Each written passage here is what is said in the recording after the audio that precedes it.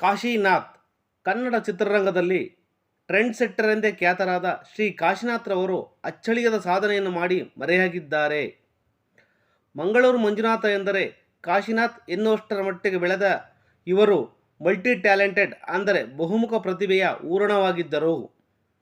ಸರಿಸುಮಾರು 45ಕ್ಕೂ ಹೆಚ್ಚಿನ ಚಿತ್ರಗಳಲ್ಲಿ ತಮ್ಮ ಅಭಿನಯ ಹಾಗೂ ನಿರ್ದೇಶನದ ಮೂಲಕ ತಮ್ಮ ಛಾಪು ಮೂಡಿಸಿದ್ದಲ್ಲದೆ ತಮ್ಮಂತೆಯೇ ಪ್ರತಿಭಾವಂತರಾದ ನಿರ್ದೇಶಕ ಉಪೇಂದ್ರ, ಸಂಗೀತ ನಿರ್ದೇಶಕ ವಿ ಮನೋಹರ್ ಮತ್ತು ಸುನಿಲ್ ಕುಮಾರ್ ದೇಸಾಯಿ ಹಾಗೂ ಹಲವಾರು ತಂತ್ರಜ್ಞರನ್ನು ಕನ್ನಡ ಚಿತ್ರರಂಗಕ್ಕೆ ಪರಿಚಯಿಸಿದ ಕೀರ್ತಿ ಇವರಿಗೆ ಸಲ್ಲುತ್ತದೆ.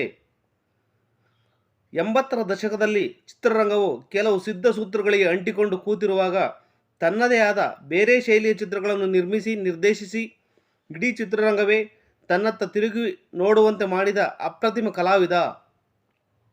ಇಂತಹ ಮೇರು ಪ್ರತಿಭಾವಂತ ನಟ, ನಿರ್ಮಾಪಕ ಹಾಗೂ ನಿರ್ದೇಶಕ ಯಾವ ಚಿತ್ರಗಳನ್ನು ನಿರ್ದೇಶನ ಮಾಡಿ ಚಿತ್ರರಂಗಕ್ಕೆ ತಮ್ಮದೇ ಆದ ಕೊಡುಗೆಯನ್ನು ಕೊಟ್ಟಿದ್ದಾರೆ ಎಂದು ತಿಳಿದುಕೊಳ್ಳೋಣ ಬನ್ನಿ. ಇವರು ನಿರ್ದೇಶನ ಮಾಡಿದ ಮೊದಲ ಚಿತ್ರ ಅಪರೂಪದ ಅತಿಥಿಗಳು. ಇದು 1976ರಲ್ಲಿ ತೆರೆಕಂಡಿದೆ.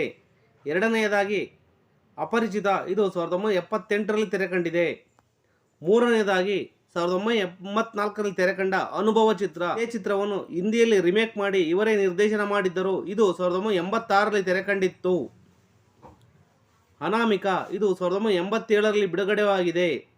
ಅನಂತನ ಅವಾಂತರ 1989ರಲ್ಲಿ ಬಿಡುಗಡೆಯಾಗಿದೆ. ಅಜಗಜಾಂತರ 1991ರಲ್ಲಿ ಬಿಡುಗಡೆಯಾಗಿದೆ. ಹೆಂಡತಿ ಎಂದರೆ ಹೀಗಿರಬೇಕು 1995ರಲ್ಲಿ ಬಿಡುಗಡೆಯಾಗಿದೆ. ಮೀಸೆ ಹೊತ್ತ ಗಂಡಸಿಗೆ ಡಿಮ್ಯಾಂಡ್ ಅಪೋ ಡಿಮ್ಯಾಂಡು 1996ರಲ್ಲಿ ಬಿಡುಗಡೆಯಾಗಿದೆ. ಜಾಕ್ಪಾಟ್ 2001ರಲ್ಲಿ ಬಿಡುಗಡೆಯಾಗಿದೆ. ಆಹಾ ನನ್ನ ತಂಗಿ ಮದುವೆ 2004ರಲ್ಲಿ ಬಿಡುಗಡೆಯಾಗಿದೆ. ಕೊನೆಯದಾಗಿ ಅಪ್ಪಚ್ಚಿ 2007ರಲ್ಲಿ ಬಿಡುಗಡೆಯಾಗಿದೆ.